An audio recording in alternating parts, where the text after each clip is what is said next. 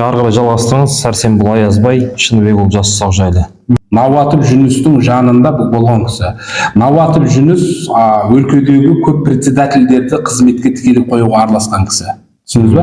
Мысалға жаңағыдай кімді Құмбел ауылына кімді қойып отыр, жаңағы Сәрсенбұл Аязбайды қойып отыр.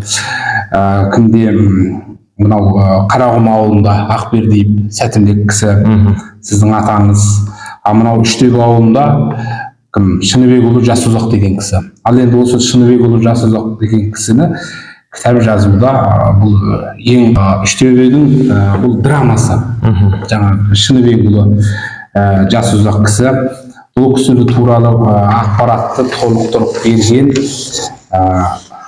Жамалбек көкеміз Үштөбе тарихында ол кісі жақында өмірден өтті. Сонда ол кісі менен өтінді, Алтай осыны кітабыңа қосшы деп. Бұл Үштөбе колхозының председателі болған кісі. 1935 жылы бұл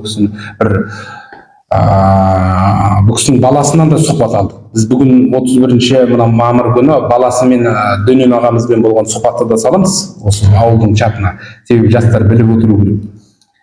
Сонда бұл кісі 10 жасар болып тұрған бір бие жылқы тумағанда жылқышы келіп, жаңағы мына жылқы тумады, не істейміз деген соң, жатыр майбасы деген соң халыққа сойып берейік дейді.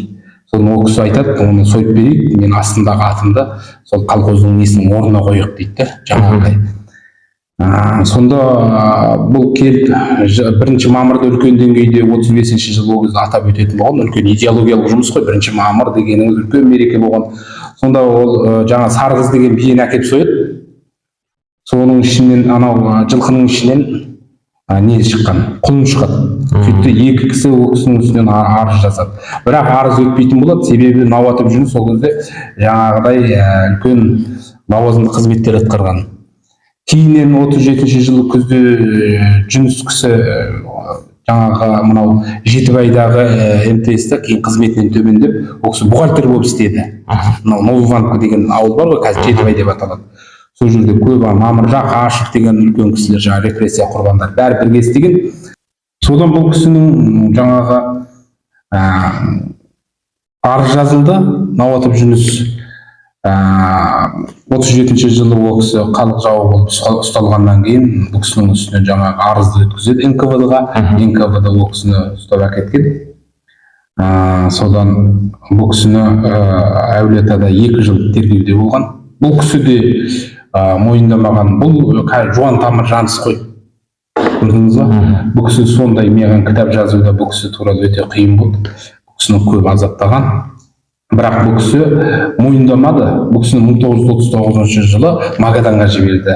Сонда Магаданыңыз бұл Владивосток жақта 9000 километр. Өте сондай алыс жер ғой. Көрдіңіз ба? Минус 70 градус болады ол жерде. Біз мына жақта оның деректі неде фильм жасап, шағын қылып, біз оны тарататын боламыз. Ал енді ол кісінің бір қызығы, ол кісі ояққа барған кезінде жаңағы ол кісі мынандай жуан тамыр дегеннің өзінен сіз түсініп тұрсыз ғой, ол кісі вор болған. Қазақша айтқанда атаман ғой еді, көрдіңіз ба? Сонда ол анау Магадан архипелагы жүздеген бәленбай ол жерде жаңағыдай не болған? Мынау лагер. Сонда бұл кісі сол бір лагердің воры болғанда, жаңа атаман. Бұл кісі сол мәселенің бәрін шешетін беделді кісі айналған. Бұл кісі ол жерде қолына алтын сағат таққан. Күміс қанжар бар бұл кісі.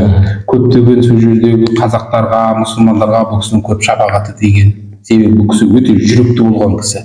Қылмыс әлемінің серкесі болған дейсіз ғой. Қылмыс әлемінде дұрыс айтасыз. Сонда 1939 жылы мына қараңыз, ЧК-ның генералы Екешов тура Магаданға начальник болып барған.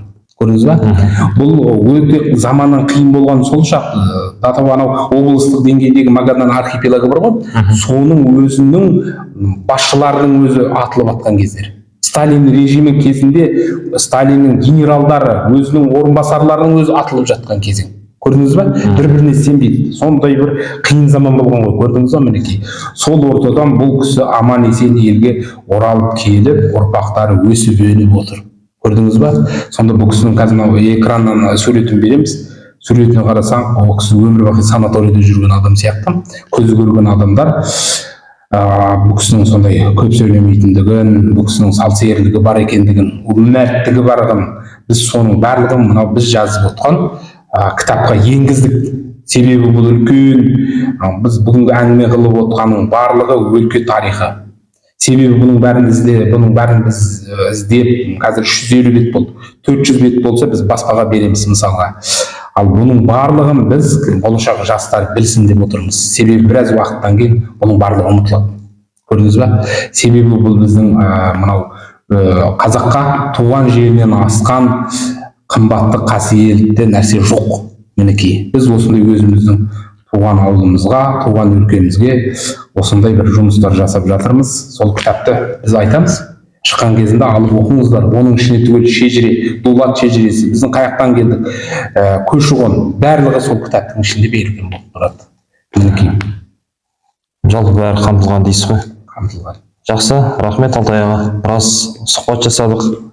Жалпы өлкетану бойынша 31 мамыр күні осы видео жарияланатын болады. Бір нәрсені дұрыс түсіну керек. Тарихтағы тұлғалар ақтауға мұқтаж емес. Біз бұл ұрған бүгінгі буын оларға мұқтажбыз. Тарих оқиғалардан тұрады деген тіркес те бар. Бірақ оқиғаны жасайтын кім? Адам.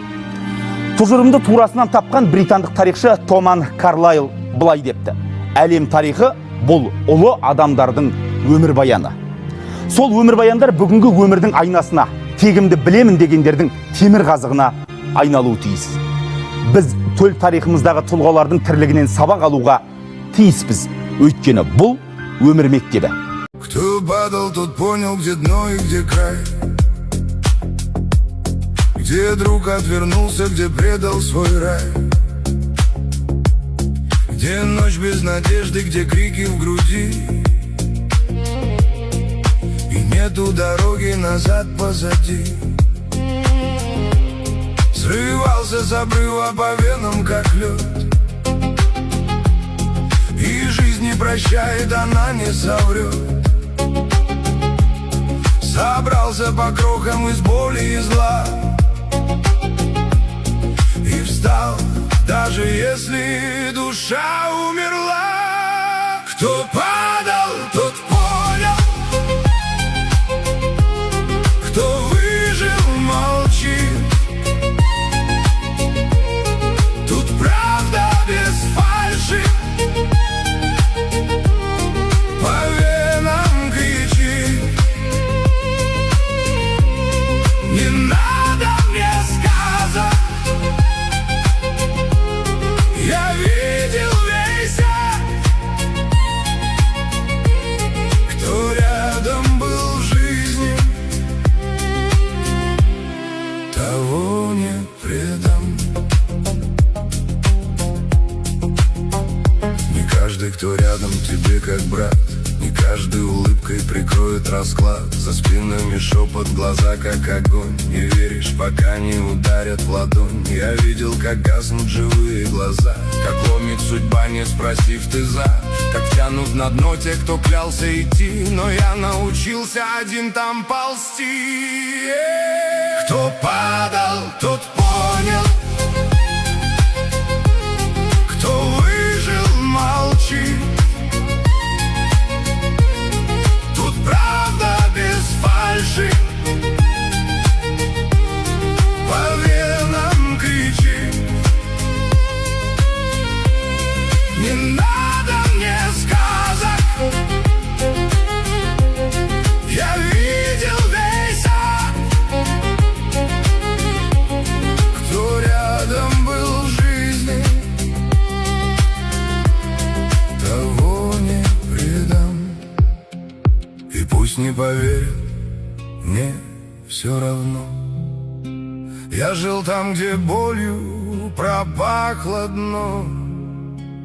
И если ты выжил, не кричи всем подряд. Самые сильные просто молчат. Кто падал, тот понял. Кто выжил, молчит.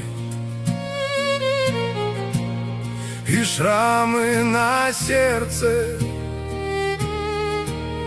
никто не простит. Но если ты рядом, стою до конца.